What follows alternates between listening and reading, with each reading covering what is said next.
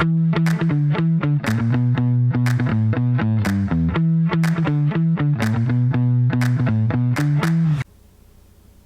tudo bem? Vocês estão me ouvindo bem aí, Lu e Elisa? Eu tô, tudo bem. Olá, boa noite. Enfim, Perfeito. Então a Elisa está falando direto de Lisboa, certo?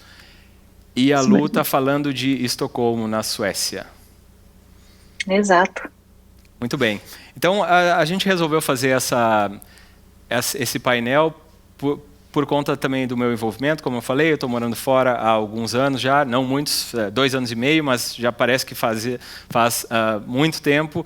A Lu está um pouco mais e a Elisa se mudou mais recentemente. Então a gente quis dar um pouco essas diferentes gradações, né? Cada um com um pouco de experiência já nesse sentido.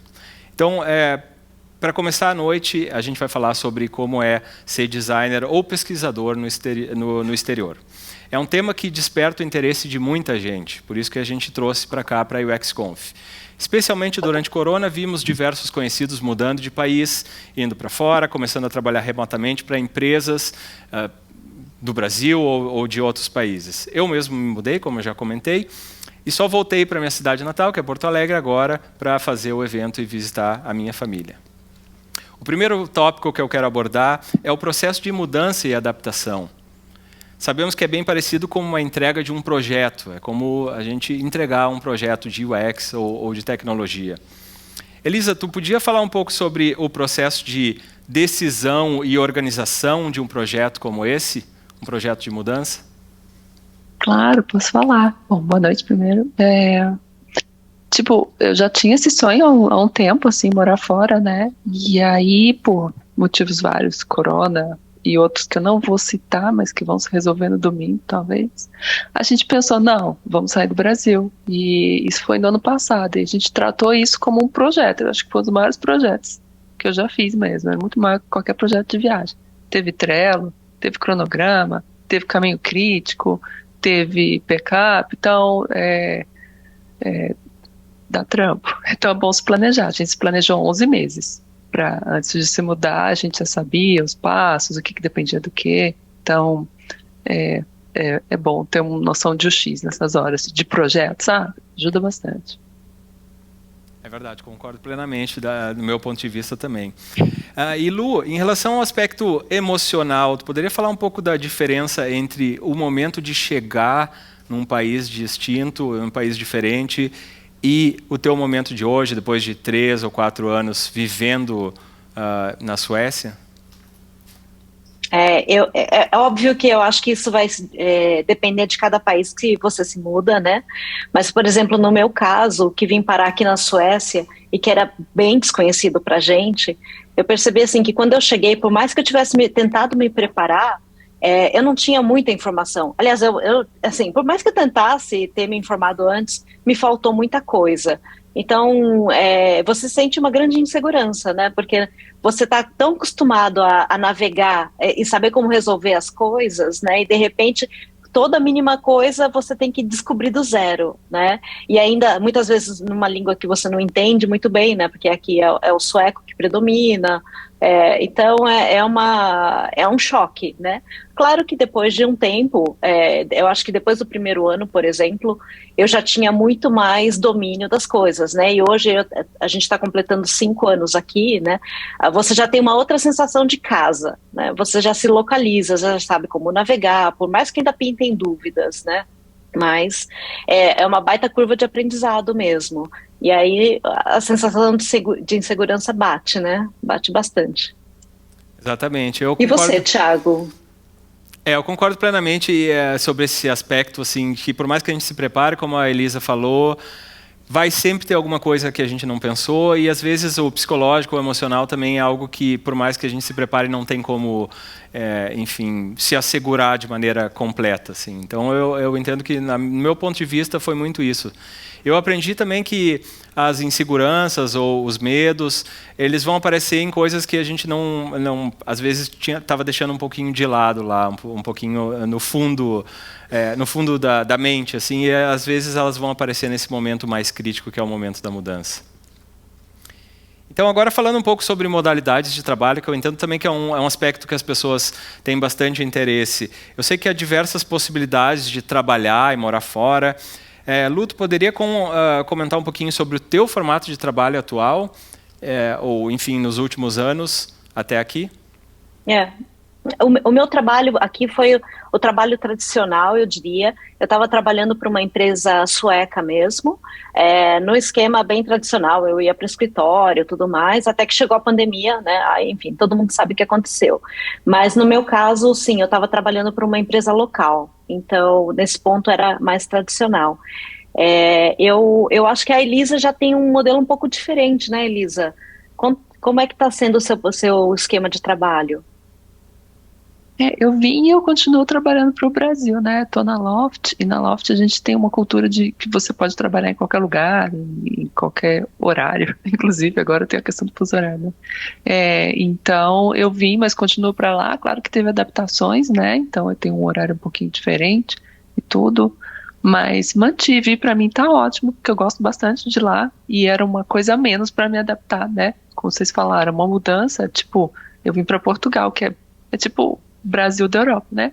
Então, meio parecido. Imagina ir para um lugar que não fala a minha língua, gente. Não consigo nem imaginar como é que foi para você. Mas pelo menos isso eu mantive. Teve essa continuidade do trabalho. Assim, isso foi uma coisa mais sossegada. E que bom, apesar da pandemia ter sido horrível e está sendo ainda, né? Muitos aspectos. Pelo menos remotizou tanto que permite esse tipo de coisa, né? Eu achava que eu nunca ia conseguir dessa forma, que não era possível, que eu teria que procurar emprego em outro lugar, e agora eu posso fazer isso, então, uma vantagem, né? É verdade. Eu posso falar um pouco sobre o choque com o alemão, que é um pouquinho, talvez, mais fácil que o sueco, pode-se dizer, mas, enfim, são duas línguas bastante complicadas que assustam, e com razão. Bom, uma vez tomada a decisão de que a gente vai se mudar ou alguma coisa parecida, eu tenho a vontade de me mudar para algum país diferente e sabendo das possibilidades, chega a hora a gente começar a aplicar para as vagas, criar documentos como um portfólio, uma cover letter. Lu, eu queria saber quais são as coisas mais importantes para se focar quando a gente começa a aplicar do Brasil, por exemplo, para uma vaga no exterior. Eu acho que a minha impressão é que as vagas aqui, elas tendem a pedir muito mais, entre aspas, documentação. Então, muitas vagas que eu vejo para aplicar, eles vão pedir para ter um portfólio, além do currículo mesmo, ter uma carta de apresentação, né, que é a tal da cover letter, ou seja, acaba dando um pouco mais de trabalho para a gente, né? E como muitas vezes a gente tem uma bagagem de trabalho e de estudo que eles não conhecem muito, né? Você fala, eu trabalhei na empresa X, mas aí eles não sabem exatamente o que é a empresa X, né? Isso demanda que a gente acabe trabalhando mais nesses documentos, né? Para falar assim, para explicar o que era a empresa, qual foi o trabalho que eu fiz, ou seja, acaba demandando um trabalho de, entre aspas, da gente se vender mais do que às vezes no Brasil, né? Eu tenho a impressão que no Brasil, quando eu aplicava, pelo menos, tinha uma demanda menor desse tipo de artefato, né? De documento. Então, essa a minha dica, é assim, vai gastar um tempo mesmo, mas é caprichar nesse tipo de documentação. E para você, Thiago? Na minha experiência, foi um processo que exigiu bastante resiliência, o processo de aplicar uma vez, e depois outra, e fazer várias entrevistas, mas ao mesmo tempo também foi um processo de muito aprendizado. Eu aprendi com os processos como era trabalhar no exterior. No próprio momento de fazer as entrevistas, eu já estava me adaptando, de certa forma, a modalidades diferentes de trabalho, a diferentes formas de interação, seja através do inglês, ou a partir da própria cultura de trabalho que os países vão ter na Europa, nos Estados Unidos, por exemplo, que foi aonde eu apliquei na maior parte das vezes. Então, o recado que eu deixo até nesse sentido não desistam nas primeiras vagas, porque provavelmente, a não ser que vocês tenham sorte, pode ser que não vá acontecer logo de início, logo de cara. Então não levem para o pessoal. Acho que isso é uma frase que nós vamos ouvir falar várias vezes quando a gente estiver se mudando para um outro país. Bom, eu quero saber agora da Elisa sobre exatamente essa essa questão de trabalhar com pessoas em diferentes fusos, e especialmente com pesquisa. Elisa, tu poderia falar um pouco sobre o teu trabalho estando distribuída em diferentes fusos, trabalhando com pessoas de diferentes fusos horários, e especificamente com pesquisa, onde a gente tem que falar com pessoas, usuários, no fim das contas, né? Tem que falar no horário das pessoas, né? Olha, não sei resolver isso totalmente, porque faz pouco tempo que eu tô nessa, né? Tô aqui há 3 meses. Mas, curiosamente, no nosso time de pesquisa, tem 4 fusos diferentes. Tem o Brasil, não, eu tô no mesmo fuso da Espanha.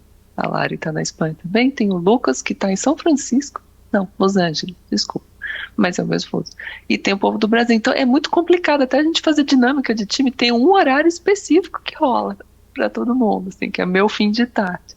Mas, olha, para pesquisa, não vai ter muito jeito. Quando eu preciso fazer entrevista, coisas do tipo, eu travo a minha agenda no horário que é bom para mim, mas eu também fico trabalhando até mais tarde, que não é ideal. Eu tento fazer um horário mais ou menos do Brasil, mais ou menos decente, porque, né, tenho vida, tenho criança, né, eu não posso ficar trabalhando até tarde todo dia aqui, então fica um pouco mais complicado. Mas aí vai a flexibilidade, né? Então tem dia que eu trabalho de manhã, trabalho um pouquinho à tarde, paro, depois volto mais tarde para pegar o fuso horário da noite do Brasil. Aí eu faço umas entrevistas das pessoas às 5 da tarde, para mim é 9 da noite. Aí tá mais ou menos, entendeu? É flexibilidade, né? Não tem muito jeito. Muito Mas bom. o bom, ser flexível para mim é ótimo. Tô feliz. Muito bom. Às vezes parece um pouco de conjunção dos astros, né? Mas dá certo no final das contas. E para a gente finalizar o nosso papo, porque já rodou o nosso tempo aqui e voou mesmo, eu queria saber sobre a importância de construir um network uma vez que a gente chega nos lugares para onde a gente vai. Lu, tu pode falar um pouquinho sobre qual a tua experiência com construção de network fora do Brasil? Tá, minha experiência aqui eu comecei a ir atrás de todos os encontros de comunidade e tudo mais, porque eu percebi que, assim, uma das coisas mais preciosas, vamos dizer assim, que a gente tem enquanto está no Brasil é o nosso networking. A gente tem amigos, de verdade, né, dentro disso, não é só uma questão de colega de trabalho.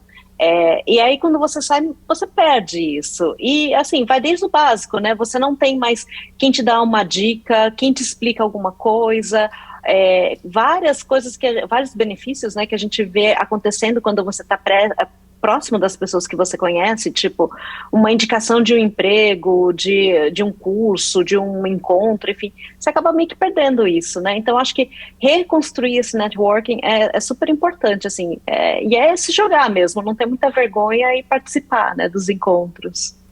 E para vocês, como é que está sendo? Eu posso confirmar que essa construção de network, seja com brasileiros que estão fora do Brasil, é muito importante, muito relevante, me ajudou bastante, quanto com pessoas que estão, enfim, que vêm de outros países, também foi vital para eu eventualmente escolher o trabalho, para onde eu vou, eventualmente, enfim, saber quais são as minhas possibilidades. Como tem sido para ti, Elisa? É o que a Lu falou, eu tô tentando buscar agora, porque, tipo, eu invejo muito vocês aí, ao vivo, no XConf. Saudade de XConf, porque encontrava todo mundo que eu conhecia, era muito legal, assim. Isso faz muita falta, né? A gente tá carente disso. Então, tô buscando agora, até tô entrando um pouco no Ladies That UX Lisboa, que tá se reativando, assim, e vou começar em eventos, porque realmente eu não tenho amigos aqui. Não conheço quase ninguém. E acho que vai ser importante para a carreira e para a vida, né? Sinto falta de ver gente. Total, super importante. Bom, Lu, Elisa, eu quero agradecer a vocês, foi um ótimo papo. Deixem perguntas sobre o painel, a gente vai responder depois da próxima palestra, junto com, enfim, com esse bloco de palestras da primeira e da segunda. Tá bom? Muito obrigado.